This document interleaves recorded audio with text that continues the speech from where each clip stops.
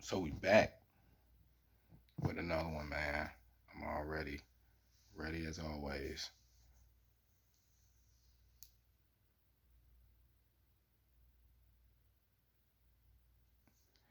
So we got another one today on the how to beat list. Um, Still got to work on the screen though, but if you can kind of see, it's Israel Adesanya, last airbender, style bender, overall kickboxing ass whooper. Um,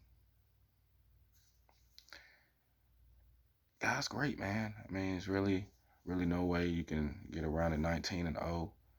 Um, Definitely the top of I think 185, moving up to 205.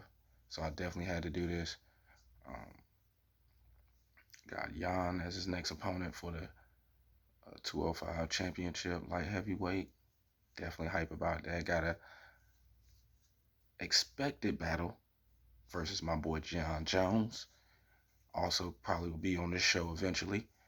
So we're gonna get right into the number one way to beat Israel Adesanya, and that is grappling. Now I know in my last one I said that Khabib probably would lose to a guy like Israel, seeing that his striking is so good, but you gotta have some kind of wrestling skills because this guy is a technician on his feet. His footwork is incredible, crazy. Like the way he beat up damn near everybody, but the way he beat up Robert Whitaker and Paulo Costa, masterpieces. Like totally pick those guys apart. So you gotta have some kind. And Robert Whitaker, the sad part is Robert Whitaker has some. He has a wrestling background. Did not help him, but you're gonna need some kind of wrestling. You're gonna have to do some Khabib type, get him against the fence. You gotta. Number two. Number two, you're gonna have to hurt him, and I'm talking bad. I'm talking about like a Tony versus Dustin type hurt. Like you gotta make him bleed. Like it's gotta be a blood fest. It's gotta be some. You gotta put him into some hot water. Got to, cause if he can stand clean and just pick you apart on his feet all day, that's what he will do all day to you. It's nothing you can do, man. And number three, what I always fall back on, knockout power. If you got knockout power, you can end anything. And Deontay taught me in his 30 something odd wins, you don't need to know how to actually do shit. If you can knock a nigga out, all the other technique is out the window. So I always keep that as one of my three, knocking people out. I haven't seen anybody with a hard enough chin to withstand a knockout punch. And the ones that do, once they get that one knockout, that chin is never the same. So Israel has been knocked out though. That's the reason why I put it at three, and I got it as a low three because he's been knocked out before outside of the UFC, but he has never. I don't think he's faced any kind of real danger since he's been there.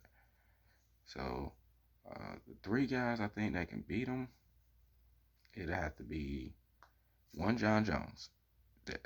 That's gonna be a good one.